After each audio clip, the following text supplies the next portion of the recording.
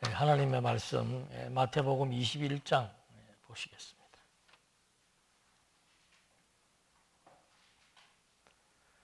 마태복음 21장.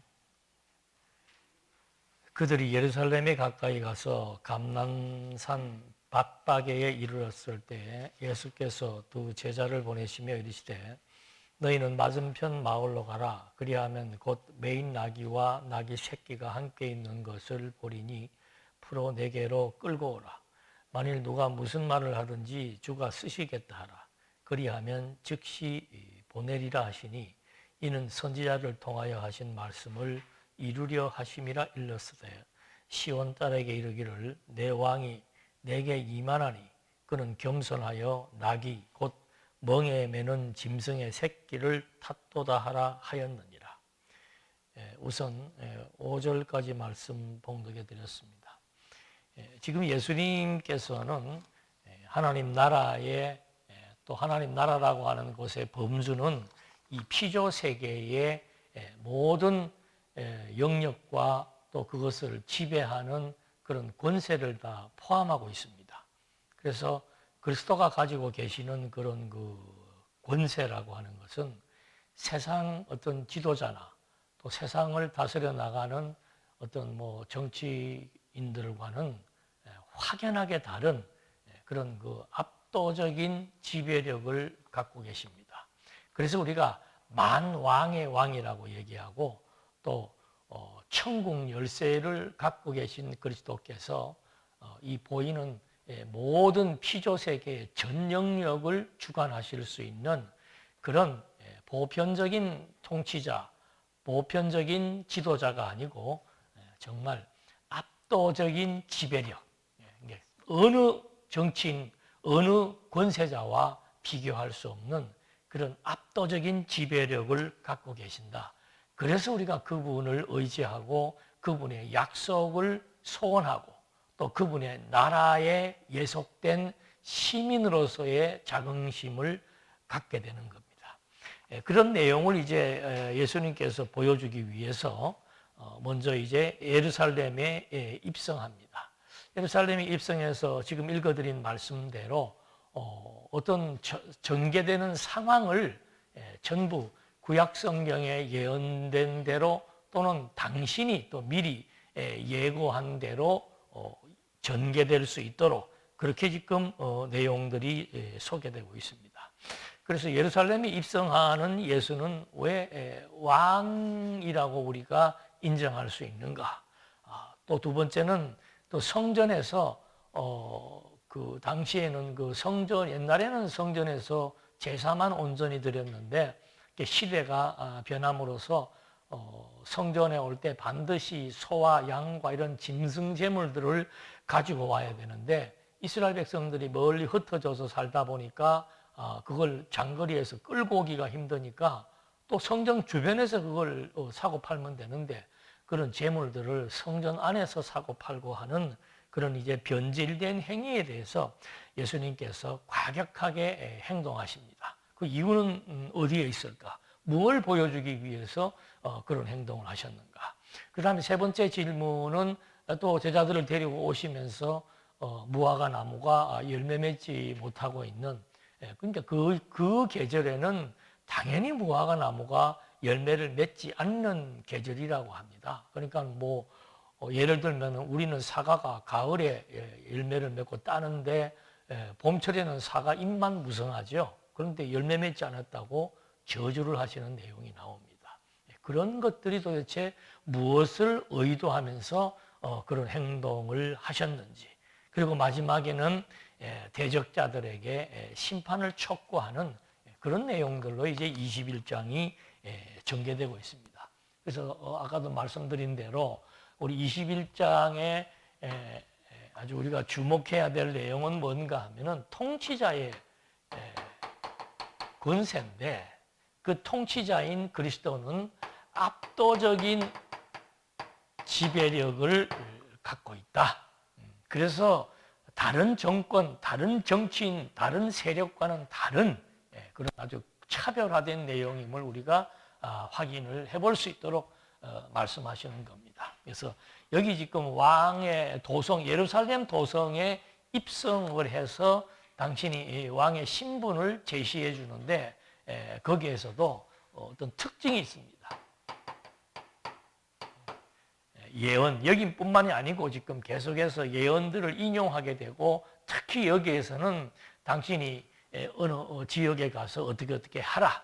그러면 이렇게 할 것이다 라고 하는 것을 미리 예언합니다. 그러니까 예언을 할 수 있고 예언대로 이루실 수 있는 그런 어떤 지배력, 미래의 시간 세계를 통제하고 관할하고 통찰할 수 있는 그런 지배력, 그런 정치인은 없죠. 그런 권세자는 없습니다. 그 다음에 이제 예루살렘 성전에 청결하시는 그런 작업들을 통해서 종교적인 어떤 지배력, 보통은 정치와 종교가 분리되어 있습니다만은 그리스도가 갖고 계시는 왕권, 그리스도의 어떤 그 통치 권세는 종교를 지배할 수 있는 그런 지배력, 지도력을 갖고 있습니다. 그 다음에 무화과 나무를 저주하심으로써 자연을 지배하는 그런 그 통치력, 지배력을 갖고 계시고 마지막에는 대적들에게 아주 그냥 할 말을 못하도록 만들어 나가시는 대적에 대한 지배력. 그 다음에 마지막은 뭐 우주적인 어떤 세계의 종말 그리고 세계를 심판하시는 그런 이제 지배력, 통치력을 21장에서 보여주고 있습니다. 그래서 정말 그리스도는 우주와 만물을 다스려 나가시는 진정한 왕이시구나. 그 어떤 지도력, 어떤 지배자, 어떤 권세와 권력과 권위와 비교할 수 없는 탁월한 능력을 갖고 계신다는 사실들을 이제 하나하나 우리들에게 증거해 주고 있는 겁니다. 그래서 읽어드린 첫 번째 내용은 예루살렘에 가까이 가시는 겁니다. 그러니까 예루살렘이라고 하는 곳은 이스라엘 백성들의 수도입니다. 그 도성, 수도에 있는 도성에 가셔서 이제 뭐라고 말씀하시는가 하면은 가서 그 마구간에 매여 있는 나귀와 나귀 새끼가 함께 있다. 그것 정확하게 얘기해 줍니다. 나귀와 나귀 새끼가 함께 있는데 그것을 풀어서 내게 끌고 오라.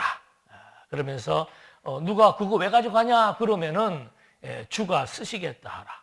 그리하면 즉시 보내리라.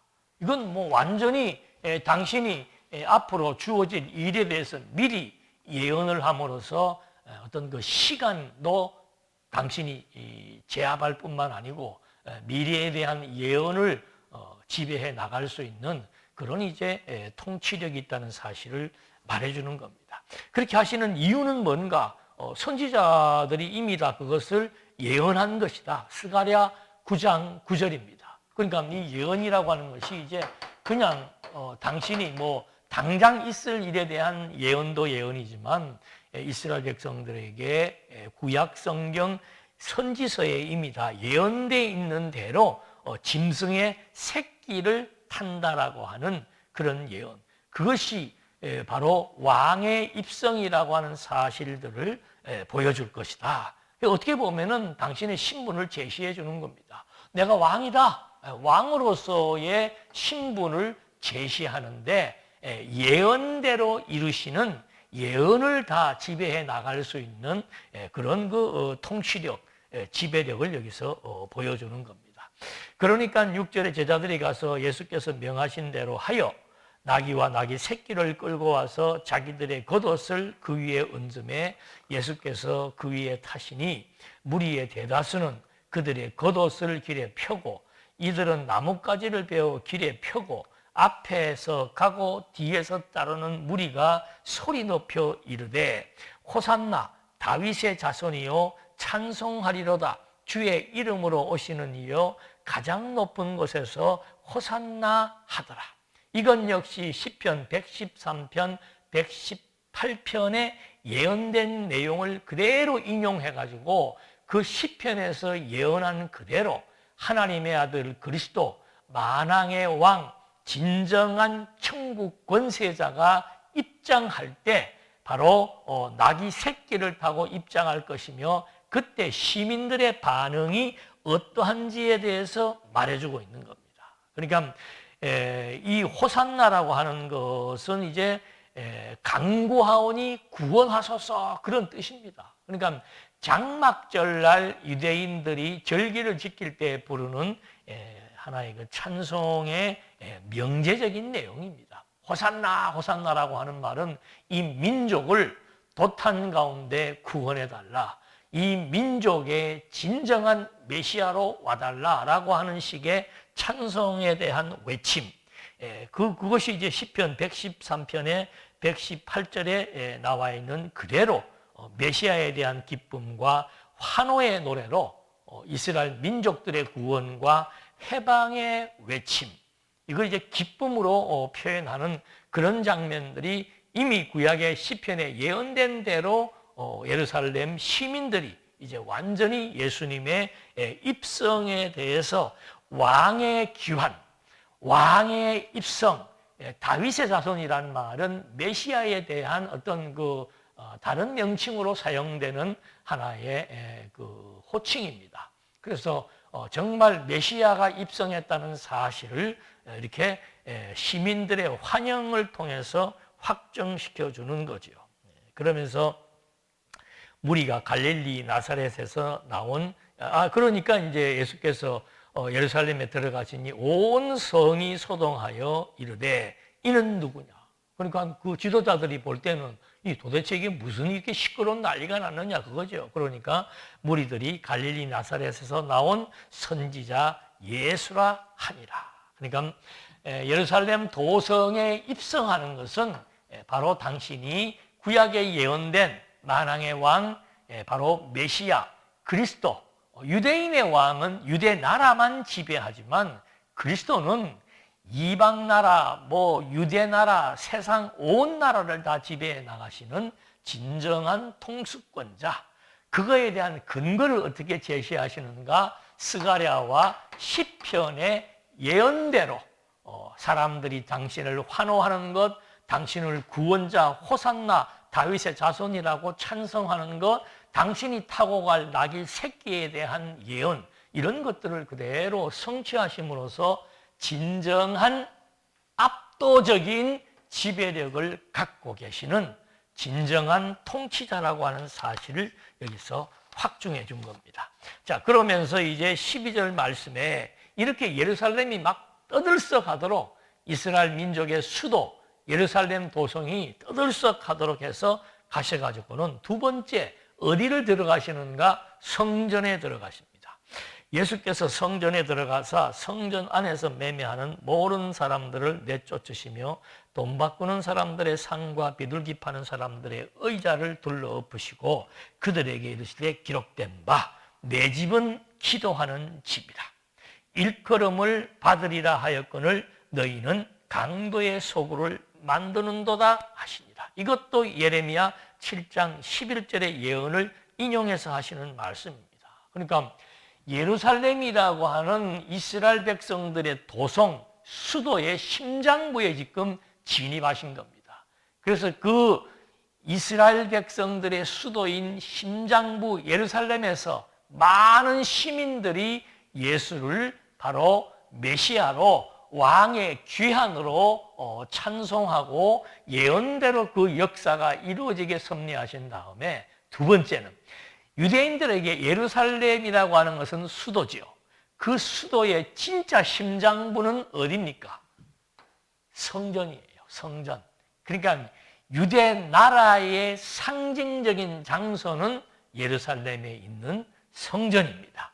그 성전을 가지고 예수님은 뭐라고 얘기하는가 하면은 이 성전이 자기 집이라고 얘기하는 거죠. 성전은 2000년 솔로몬 때부터 1000년의 역사를 이어내려오면서 성전은 하나님의 집입니다. 그러니까 하나님의 집이라는 것은 하나님이 임재해서 하나님이 이스라엘 민족을 지배하고 다스린다라고 하는 상징적 의미를 가지고 있는 것이에요. 근데 그것이 당신의 집이라고 말하고 있는 거죠.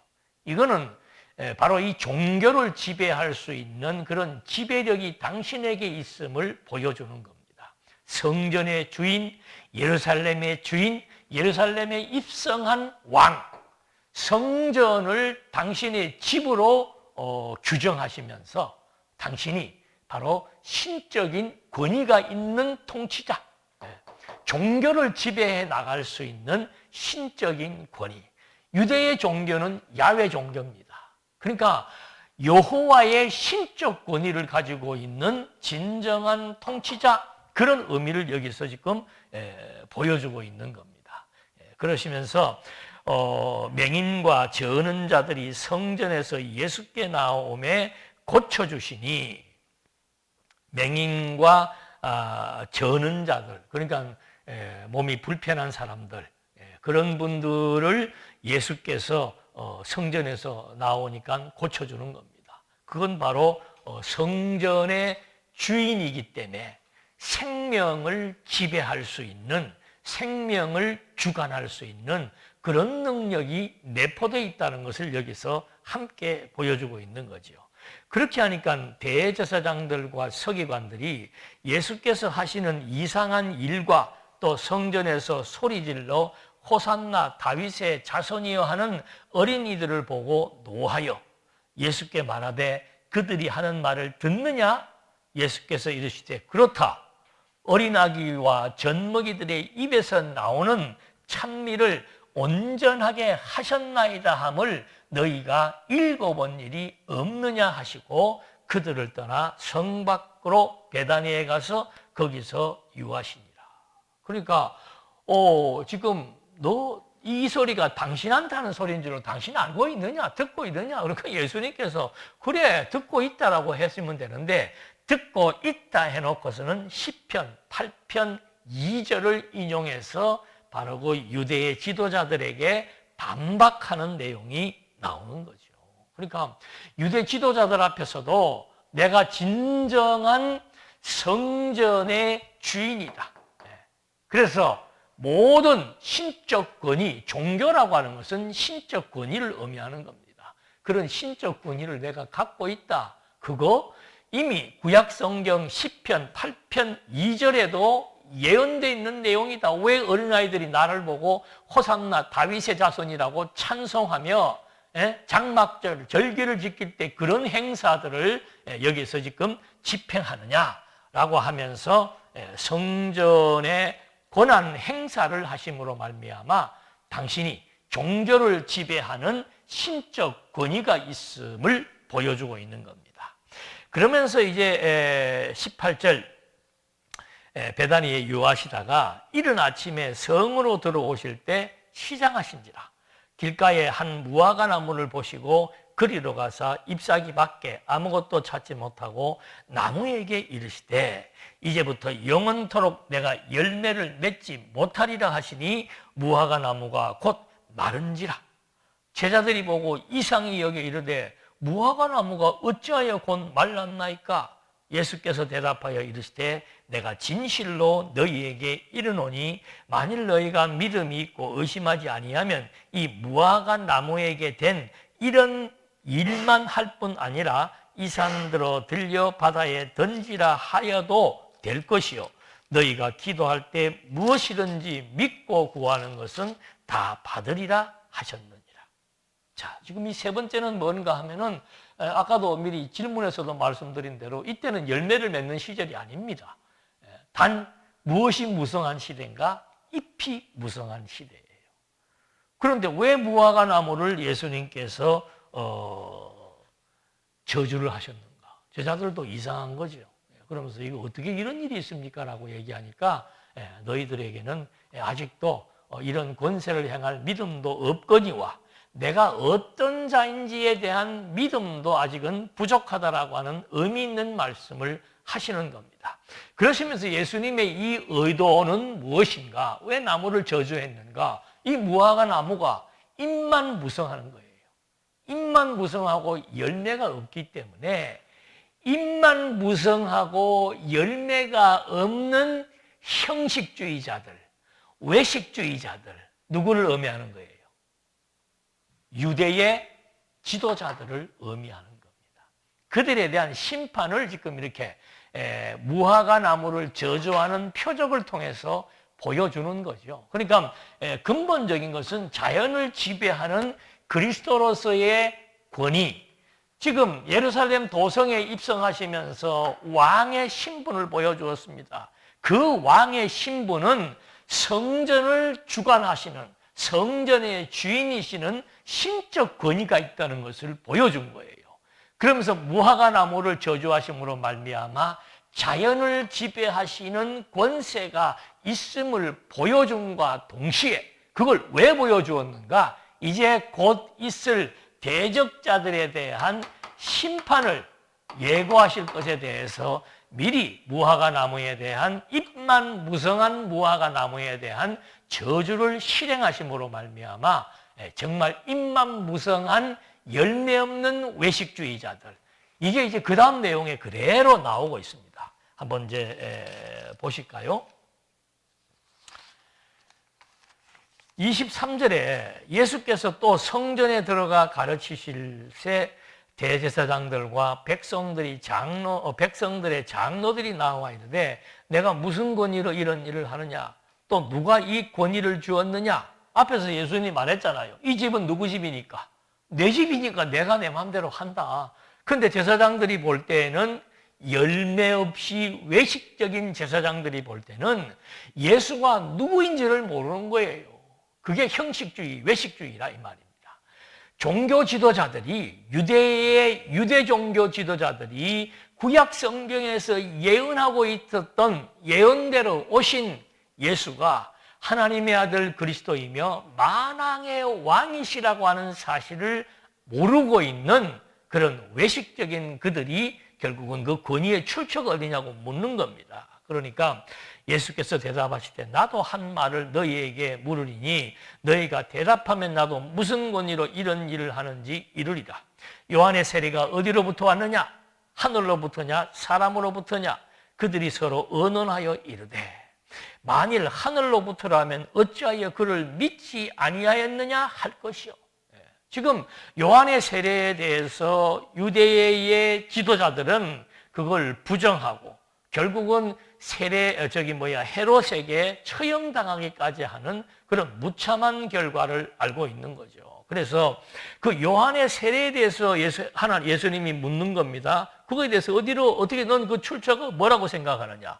유대인들이 가만 생각해 보니까 하늘로부터 왔다 그러면은 왜 하늘로부터 온 세례 요한을 믿지 않고 그의 증언을 믿지 않았느냐 할 것이 분명하고, 사람으로부터라고 하면 모든 사람이 요한을 선지자로 여기니 백성이 무섭다 하여 예수께서 백성이 무섭다고 생각할 것이다. 그러니까 백성들은 세례 요한을 따르는 거예요. 근데 만약에 세례 요한이 사람이라고 생각한다면 그 무리들은 뭐냐? 그 사람들이 너희들을 가만 놔두겠느냐? 라고 지금 반문하게 되는 것을 알고 예수께서 대답하여 이르시되 우리가 알지 못하노라 하니 예수께서 이르시되 나도 무슨 권위로 이런 일을 하는지 너희에게 이르지 아니하리라. 그러니까 참 예수님은 그 논쟁을 하면서 논쟁의 대상자들, 대적자들을 그냥 완전히 묵살하고 그들의 입을 봉쇄해버리는 그런 지배력을 가지고 있는 겁니다. 어떤 세력이든지 도전하는 어떤 세력을, 그런 대적자들을 지배하는 그런 통치력을 여기서도 보여주고 있는 거지요. 28절, 그러나 너희 생각에는 어떠하냐? 어떤 사람에게 두 아들이 있는데, 자, 이제 여기에서 이제 중요한 걸 우리가 정리를 해야 됩니다. 예수님의 이 권세는 앞에서 말한 대로 종교적인 권세, 성전을 내 집이라고 얘기했고 그 성전에서 가르치니까 유대의 지도자들이 그 가르치는 원인에 대해서 문제를 제기했고, 그리고 네가 무슨 권세를 여기서 이렇게 마음대로 가르치느냐고 물었을 때 예수님은 여기 이제 나왔던 신적 권위, 다른 통치자들에게는 신적 권위가 없죠. 그래서 이 신적 권위가 어떤 것인 것을 보여주기 위해서 무화과 나무를 저주하면서 앞으로 있게 될 유대의 지도자들에 대한 심판을 이미 암시하고 있었습니다. 그런데 그들이 예수님에게 당신이 도대체 무슨 권세로 그렇게 하느냐라고 이제 물었을 때 예수님께서 그 사람들에게는 직접적인 말을 해주지 않습니다. 그러면서 사람들에게 또 말합니다. 그러나 너희 생각에는 어떠하냐? 어떤 사람에게 두 아들이 있는데 맏아들에게 가서 이르되 오늘 포도원에 가서 일하라 하니 대답하여 이르되 아버지 가겠나이다 하더니 가지 아니하고 둘째 아들에게 가서 또 그와 같이 말하니 대답하여 이르되 실소이다 하였다가 그 후에 뉘우치고 갔으니 그 둘 중에 누가 아버지의 뜻대로 하였느냐? 이르되 둘째 아들이니이다.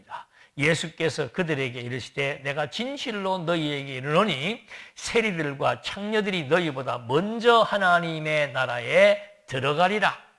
요한이 의의 의도로 너희에게 왔거늘 그를 믿지 아니하였으되 세리와 창녀는 믿었으며 너희는 이것을 보고도 끝내 뉘우쳐 믿지 아니하였도다. 그러니까 예수님이 지금 어떤 권위로 성전에서 가르치느냐라고 얘기하니까 성전에서 가르치는 권위가 내 집, 내가 바로 신적인 권위다. 하나님의 아들이기 때문에 이 집은 하나님의 집이며 바로 내 집과도 똑같다라고 하는 신적 권위를 가지고 얘기하는데 그 권위에 대한 출처를 묻고 시비를 거니까 예수님께서 하나의 예를 들어주는 겁니다. 두 아들이 있었는데 한 명은 아버지가 농 가서 일해라 그랬더니 해놓고는 일하지 않고 둘째 아들은 일하지 않겠다고 해놓고서는 이거 내가 잘못된 생각이나 하고 회개하고 가서 일을 했다라고 비유를 든 겁니다. 그러니까 예하고 일하지 아니한 것, 하지 않겠다고 일했던 그 두 가지의 예를 들면서 뭐라고 얘기하는가 하면은 너희들이 볼 때 어떤 아들이 옳으냐? 둘째 아들이 옳습니다. 맞다 하면서 첫째 아들은 누구에게 비유한 겁니까? 구약의 율법을 받고도 하나님의 명령과 약속대로 오신 예수를 부정하고 배척했던 첫째 아들을 의미하는 거고 둘째 아들은 처음에는 싫다고 거부했던 이방인들을 의미하는 거죠. 처음에는 싫다고 거부했지만 메시아가 온 것을 깨닫고 세례 요한의 의의 증언 여기 나오죠. 요한이 의의 도를 증거했다. 세례 요한이 증거한 것은 뭡니까? 세례 요한이 증거한 것을 왜 의의 도라고 얘기합니까?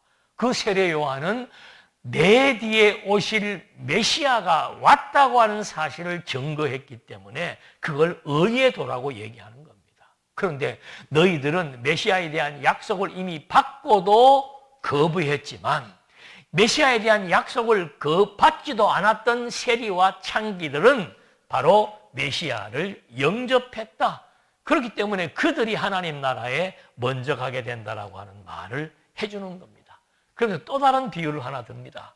다른 한 비유를 들으라. 한 집주인이 포도원을 만들어 산 울타리를 두르고 거기 집자는 틀을 만들고 망대를 짓고 농부들에게 세로 주고 타국에 갔더니 이제 한 주인이 농장을 이렇게 영역을 정해놓고 사람들에게 일꾼들에게 맡기고 갔는데 종들이 그 싹스를 받으러 종을 보냈는데 농부들이 싹스를 주지 아니하고 하나는 죽이고 하나는 돌로 쳤다고 얘기를 합니다. 그러니까 농장주인이 안 되겠다 싶어서 이제는 더 권위가 있는 두 아들을 이제 거기에다가 보냈는데 그 아들마저 결국은 죽여버린 거죠. 그런 예를 든 겁니다. 그러니까 그런 예를 들으니까 42절 예수께서 이르시되 그 예에 대한 설명을 해주는 겁니다. 너희가 성경에 건축자들이 버린 돌이 모퉁이의 머릿돌이 되었나니 이것은 주로 말미암아 된 것이요 우리 눈에 기이하도다 함을 읽어본 일이 없느냐.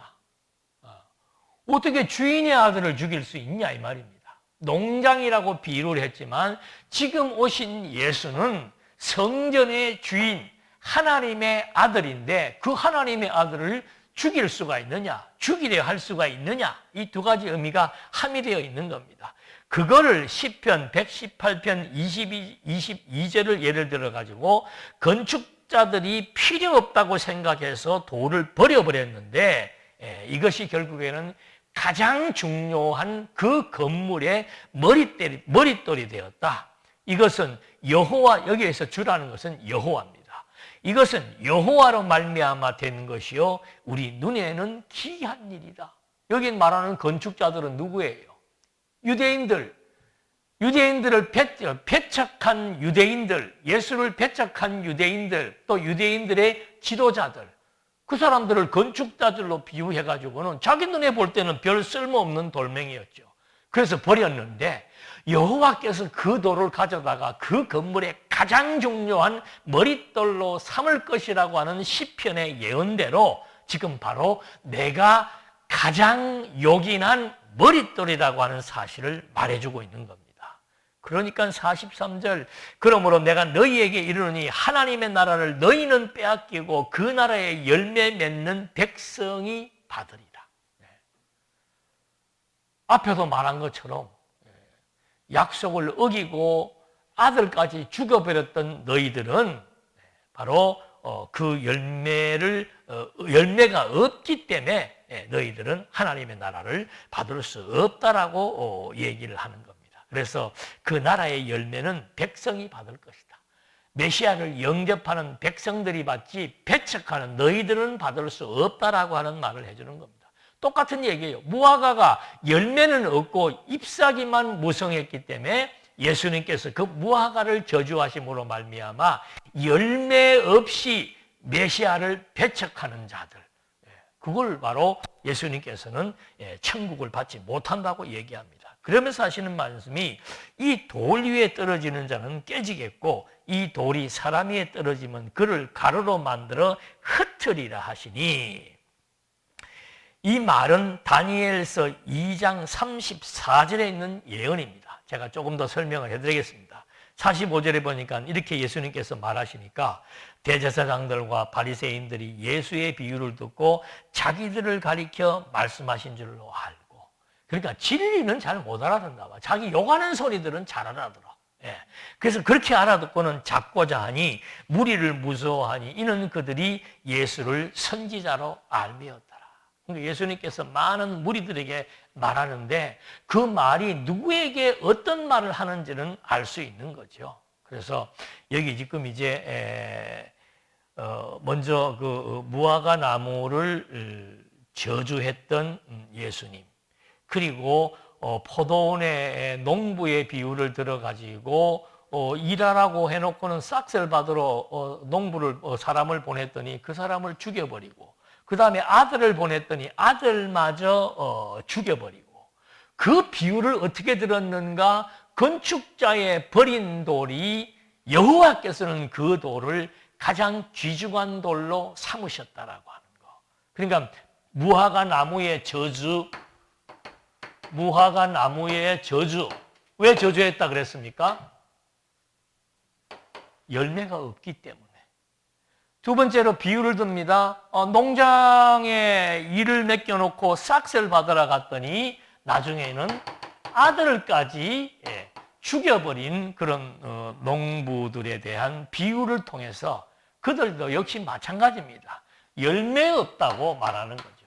세례 요한이 의의 증거라고 하는 말은 뭔가? 그 세례 요한의 말을 들은 자들은 열매를 맺는 자들이고, 세례 요한의 말을, 의의 증언을 듣지 않았던 자들은 열매는 없고 무화과 나무처럼 잎사귀만 무성했던 바리새인과 예수를 배척하는 유대인들과 같다는 얘기를 해주는 겁니다.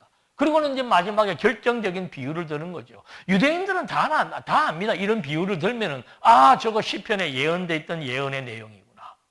건축자가 돌을 버렸는데 여호와께서 그 돌을 가장 중요한 모퉁이, 건물의 중심을 잡는 머릿돌이라 그러죠. 우리는 건물의 중심을 잡는 모퉁이, 머릿돌로 여호와께서 삼으셨다라고 하는 말씀을 하시는 거예요. 그러니까 이 말이 쓴즉 하나님의 아들 메시아, 성전의 주인이신 메시아, 호산나 다윗의 아들이라고 찬양했던 예루살렘 시민과 어린아이들의 찬양대로 오셨던 메시아, 진정한 왕권을 지니시고 압도적인 지배력으로 예언대로 이루시고 종교적인 신적 권위를 가지시고 무화과 나무를 저주하시며 대적들에게 심판을 예고하시는 진짜 압도적인 지배력을 갖고 계시는 그 메시아에 대한 예언, 그 예언이요. 지금 여기는 딱 그렇게만 나와 있지요. 건축자의 버린 돌이 여호와께서는 모퉁이돌, 머릿돌로 그 건물의 가장 중심돌로 삼았다 그랬는데 다니엘서에 보면 아주 구체적으로 나와 있습니다. 다니엘서 2장 34절에 보면은 뭐라고 나와 있는가 하면은 또 왕이 보신즉 손대지 아니한 돌이 나와서 아주 자연석이지요. 자연석이 이 돌이 나와가지고 이 돌이 신상의 새와 진흙에 발을 쳐서 부서뜨리매 그때 새와 진흙과 녹과 은과 금이 다 부서져 여름 타장마장에 겨같이 되어 바람에 불려간 곳이 없었고 우상을 친 돌은 태산을 이루어 온 세계에 가득하였느니라. 이게 무슨 말이에요? 지금 다니엘이 이 앞에서 우상에 대한 그 신상에 대한 것을 환상으로 본 겁니다. 그래서 그 신상의 머리와 가슴과 넓적다리와 발과 그것에 대한 예언을 지금 앞에서 다 한 거예요. 그래서 이 한 돌이 나타나 가지고는 신상을 차례대로 부시는데 머리를 부시는데 그건 바로 뭔가 하면은 당시에 바벨론의 권세입니다. 그 다음에 이 바벨론의 권세가 페르시아 파사에 의해서 패망을 하게 됩니다. 파사는 또 헬라에 대해서 패망을 하게 됩니다. 헬라는 로마에 의해서 패망하게 되는 거죠. 무엇에 의해서? 한 돌이 자연석입니다. 다름지 아니한 한 돌이 나타나 가지고는 이 세계의 강대국, 그 당시에 최강대국들을 차례로 그들에 의해서 결국은 무너지게 만들었다고 말하는 거예요. 그래서 이들이 다 부서져 가지고 여름 타장마당에 겨같이 바람이 부니까 그냥 온데간데 없이 다 날아갔는데 우상을 친 돌은 그 말이에요. 우상을 친 돌은 태산을 이루어 가지고 엄청나게 그 돌이 굴러가면서 엄청나게 큰 세력을 이루어서 어디에? 온 세계에 가득하게 되었다라고 하는 다니엘서의 예언을 하고 있는 겁니다.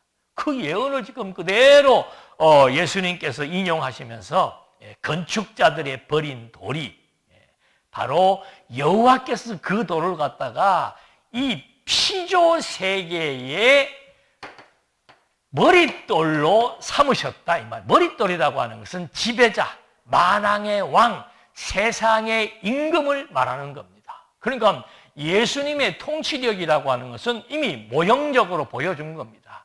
이 통치력이 피조 세계의 강대국들을 하나하나 멸절시키고 파멸시켰던 그 통치력과 능력이 하나님이 세우신 그 돌은 바로 하나님의 아들 그리스도가 머릿돌이 되어서 이제는 온 세계에 태산을 이루어 가득 차게 되었다. 이걸 우리는 충만이라고 얘기합니다. 그리스도 하나님의 아들의 신적 권위와 통치력은 압도적인 지배력을 가지고 온 세계를 다 지배해 나가는 그런 능력과 권세를 지니고 있다는 말을 해주는 거죠. 그러면 온 세계가 어떻게 그리스도의 권세로 충만해졌는가? 바로 이 로마는 예수를 죽였습니다. 예수를 배척하는 유대인들과 대제사장들과 서기관 지도자들의 고소의 같은 공범들이지요. 그들에 의해서 로마는 예수를 십자가에 처형한 거예요. 그런데 창조로부터 종말에 이르기까지 한 번도 없는 예수를 죽였음에도 불구하고 하나님의 아들 그리스도는 죽음의 권세를 물리치고 부활의 생명으로 말미암아 온 세계를 지배해 나가는 그런 역사가 진행될 것을 예고해 주고 있는 겁니다. 그러니까 죽음에서 부활하사 로마의 권세를 생명으로 부시고 권세를 지배하는 역사를 보여주는 겁니다. 그 부활의 생명을 지닌 그리스도가 승천하시면서 이제는 성령을 보내주겠다고 약속했습니다. 그 성령이 생명으로 부활하신 복음의 증인이 되어서 사도들로 하여금 또 제자들로 하여금 예루살렘, 유대, 사마리아 땅끝까지 뭐하게 한 거예요? 정복하게 한 거라 이 말입니다. 무엇으로 정복하는가? 칼과 전쟁으로, 공포로 정복하는 것이 아니고 이 저주의 세계, 어둠의 세계, 사망의 세계를 생명과 의와 정말 그리스도의 권세로 말미암아 정복하게 하시는 섭리의 역사. 이걸 우리는 복음이라고 얘기하는 겁니다. 총과 칼보다 무서운 것은 뭔가? 생명을 살려내는 권세입니다. 죽은 생명을 살리는 권세를 그리스도가 갖고 당신이 직접 죽음으로부터 부활하심으로 말미암아 사망과 저주와 로마의 권세를 멸절시키시고 로마의 어떤 사람도 죽음에서 살리는 권세를 지닌 자들은 없습니다. 왜 예수님이 정말 압도적인 지배력을 가지고 있는 신적 권위의 하나님의 아들 그리스도인가? 그건 한 가지로 딱 입증해 주는 거예요. 그 죽음에서 부활한 그의 생명력이 성령을 통해서 복음의 확장 역사로 말미암아 교회라고 하는 새로운 생명체를 탄생시키는 거예요. 그래서 이 교회가 복음의 확장으로 말미암아 예루살렘, 유대, 사마리아 땅끝, 현재는 지금 우리가 살고 있는 이 대한민국에까지 이 생명의 역사, 교회의 머릿돌이 되신 그리스도가 이 피조 세계의 정권들을 다 타파해 나가시면서 이 새 생명의 역사를 어디까지, 땅 끝까지 이르러서 지배하고 섭리해 나갈 것에 대한 내용을 예수님께서 이제 구약의 시편과 다니엘서를 통해서 인용하심으로 말미암아 당신이 가지고 있는 통치자의 권세는 압도적인 지배력을 가지고 있다.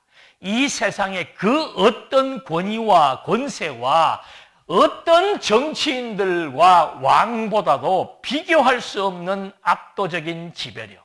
그건 바로 당신이 하나님의 아들 메시아이기 때문에 그렇다. 사람들은 버렸지만은 하나님은 그를 건축자의 버린 돌을 머릿돌로 쓰시는 그 근거에 의해서 당신은 신적 권위를 가지고 자연을 지배하고 세상 정권을 지배하며 생명을 지배하시는 진정한 통치자. 이걸 지금 예수님께서 당신에게는 하나님 나라의 왕국의 주권을 지니고 계신 진정한 통치 권세가 무엇인지를 보여주고 있는 겁니다.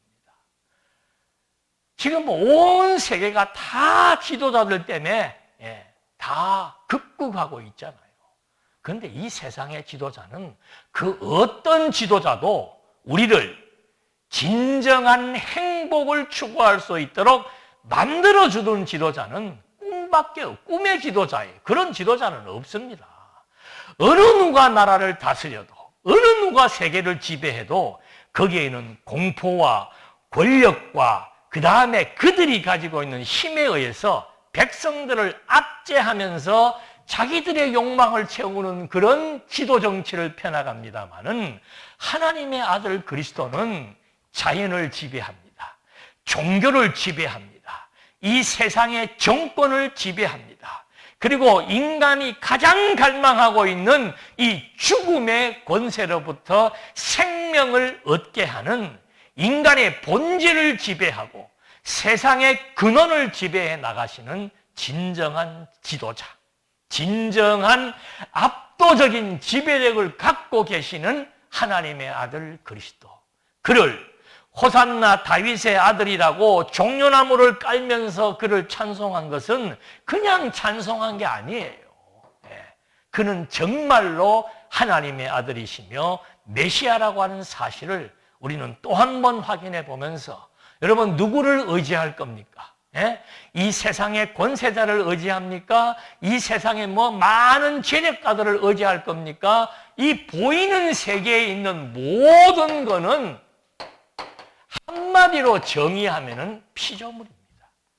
피조물은 창조주의에 의해서 존재하는 존재예요. 피조물은 스스로 무엇을 해결해 나가거나 스스로 무엇을 만들어 나갈 수 있는 그런 창조력이 없습니다. 오직 창조주만이 보이는 피조 세계의 생사, 화복을 주관해 나가시고 지배해 나갈 수 있는 능력이 있다는 사실을 오늘 21장을 통해서 또 한 번 우리에게 확정해 주는 겁니다. 우리는 이런 우주와 만물을 지배해 나가시는 창조주이시며 생명을 지배하시고 모든 세상 정권을 지배해 나가시는 그리스도의 사람입니다. 그래서 우리는 천국의 시민권을 가지고 있는 하나님의 자녀요, 하나님의 백성들입니다. 아무리 세상이 흉흉하고 이 세상이 불합리하고 의지할 대상이 없다, 그건 너무도 당연한 거죠. 그래서 이 세상에는 이 피조물은, 지난번도 늘 말씀드립니다만은 우리에게 있어서의 피조물은 의지의 대상이 아니고 정말로 의지의 대상은 그리스도 한 분밖에 없다는 사실을 분명하게 확정해 줄 수 있는 정말 압도적인 지배력을 지니고 있는 메시아의 통치, 권세를 다시 한번 확인해 본 것입니다. 기도하시겠습니다. 은혜와 사랑이 풍성하신 하나님 아버지, 오늘 주신 마태복음의 말씀들을 통해서 우리는 왜 예수가 그리스도이며 이 피조 세계의 그 어떤 권세보다 위대하고 압도적인 지배력을 지니고 계신 것을 또 한 번 확인해 보았습니다. 의지할 대상 분명한 것을 또 한 번 확인하고 이 세상의 그 어떤 것을 의지하기보다는 하나님 나라의 주인이시고 만물의 주관자이신 그리스도를 의지함으로써 우리 심령의 불안보다는 안정을 얻어 나갈 수 있는 은총을 허락해 주시옵소서. 예수님의 이름으로 기도드립니다. 아멘.